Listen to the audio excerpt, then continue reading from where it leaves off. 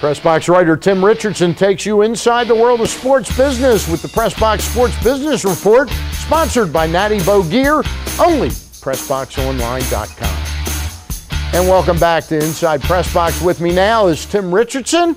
And Tim, we thank you for being here. And not only are you a writer for PressBox, you're now fill-in morning sports guy on WBAL TV. I've been actually radio. Excuse me. I've been actually doing the afternoons. Doing Mary Beth Morrison's show. It's been a great opportunity. Keith Mills and the incomparable Mike Welbrock have given me a chance. So, you know, you and I both joke that I have the face for radio, so it's a perfect fit. Well, so it works out. All face for radio, face guys. for print. So it's a perfect fit for me. So it's been great. Hey, you've been writing, and we thank the folks at Natty Boh Gear for stepping up to sponsor your thing to allow us to afford a man of your talents.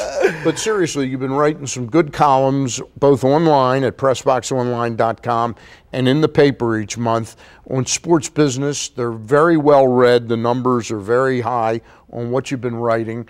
I'll pay you later. But I can't give you I can't give you a raise. But seriously, a couple hot topics right now. Yeah. Upcoming soccer match at the end of July. Is this a big one? The fact that not at stake now is trying to get invited to host a World Cup. Yeah, I think. I don't mean World Cup tryouts. I don't mean to cut you off, but I think one of the things that makes this a very big event is you have to look at it. It's two teams from the Barclay Premier League, which is undeniably the most impressive soccer league in the world. So to have those two, a level of teams playing in Maryland, or in Baltimore, I should say, is very impressive. I think what's nice too is this is actually the third time, and a lot of people don't realize is the first two times the Ravens were involved, but they didn't take on the whole nut by themselves. Right. This time they are. So the Ravens have actually they're taking the promotional. They are doing soup to nuts, getting the teams, putting the teams together, paying for everything. So they've actually spent over $2 million of their own money to put this game together. So I think when you look at it, 2009 they had Chelsea and AC Milan. And for people that don't follow soccer, I'll make an analogy. Chelsea is like a Dallas Cowboys, like a New York Yankees. Their fans are everywhere, you know, so they sold out that game. That's just the way that is. They have transient fans everywhere. Did it a year later. I think there was a little, it was during the World Cup, right after the World Cup, so I think people were a little, we thought it was going to be soccer up, but people were like, all right, I'm done. I've seen enough of this. Still had over 35,000 people, which was the third highest attendance of all the friendlies that were played in the U.S.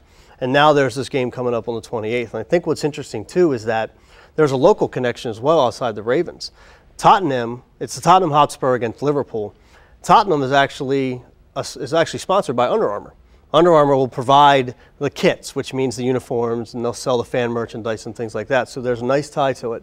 What are you hearing in terms of attendance for this game? Do they have a chance to break 40 or 45 or maybe more? I think so. And I think, like any sporting event or any event, I think walk up at the end is where it's going to be really big. These are better teams than the teams that played in 2010.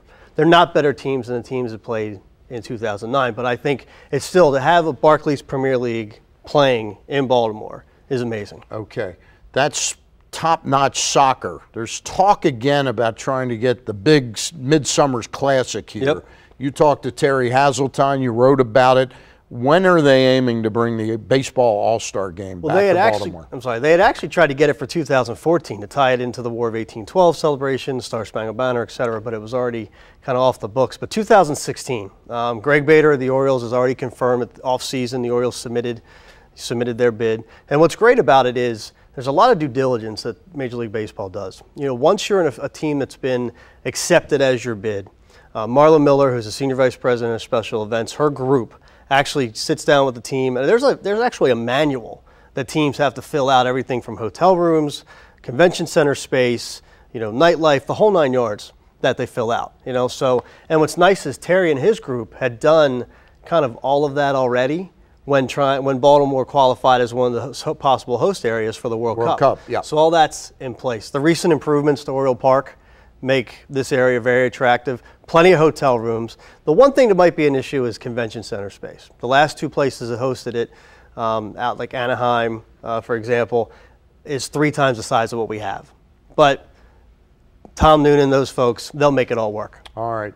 Big news, Under Armour and the Ravens. You're going to keep an eye on that as that relationship grows. Yeah, I think the toughest part is for guys like us to not keep saying the Castle, to actually say the Under Armour Performance Center. But I think that's a great marriage. That's perfect with two brands. It's ideal. Right. Tim Richardson and PressBox, also a great marriage. We love having you doing Thanks. the sports business stuff. Thanks, Dan.